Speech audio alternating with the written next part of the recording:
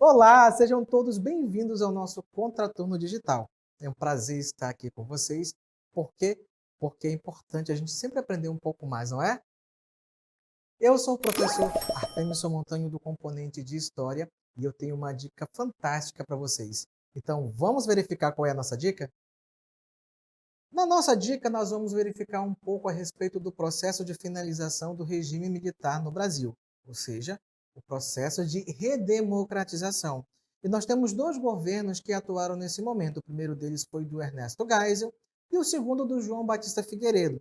No entanto, a ideia de redemocratização já nasce durante o governo Geisel, onde se começa a debater como poderia ocorrer o processo de finalização do regime militar e não consegue colocar de fato em prática o processo de redemocratização, que seria lento, gradual e seguro. Então, cabe a João Batista Figueiredo dar continuidade em todo esse processo, ok? E uma das grandes marcas desse momento, que de fato vai marcar o processo de redemocratização, é o fim do AI-5 e a anistia a presos políticos e exilados. Como assim, professor? Não entendi nada.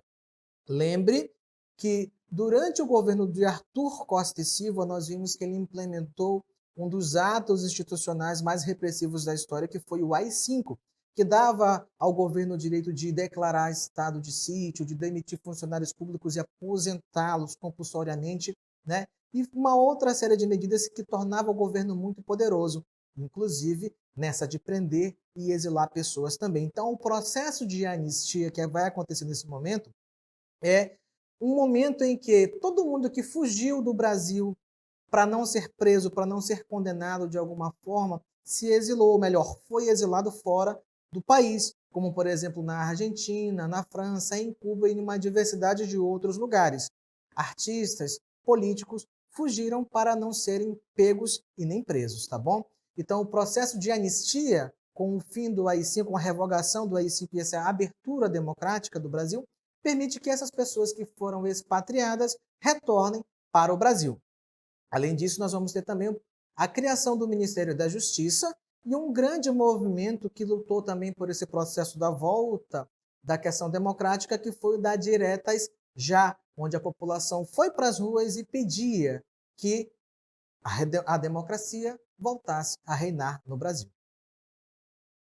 Uma das outras grandes questões que a gente tem que observar é que, com o fim do regime militar e o processo de redemocratização, foi necessário rever também a questão da Constituição, até porque a Constituição que nós tínhamos naquele momento ainda tinha sido a que foi outorgada lá atrás, né, pelo Império, e que claramente foi modificada depois, ainda também dentro do regime militar. Então ela precisava de uma revisão. E com isso nós vamos ter aí a promulgação da Constituição de 1988, que foi apelidada também de Constituição Cidadã, porque entre os seus vários artigos, suas várias normativas, tratava, por exemplo, da restituição do direito da liberdade civil de ir e vir, de livre expressão de pensamento, bem como também do processo, por exemplo, de criminalização do racismo e também da defesa dos direitos da terra, sobre a terra, dos povos indígenas, ok? Bem como também no aspecto de dar liberdade para que o próprio cidadão, enquanto cidadão, mesmo não tendo um cargo político, possa e deve também sugerir leis que podem ser votadas pelo Congresso Nacional. Então, essa Constituição vai ser chamada de Constituição Cidadã, porque ela garante a volta dos direitos e liberdades civis que até então haviam sido suprimidas durante o regime militar. E essa foi a nossa dica do Contraturno Digital sobre o processo de redemocratização.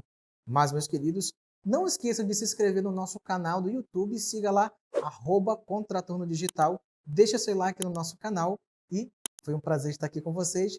A gente se encontra numa próxima. Até lá!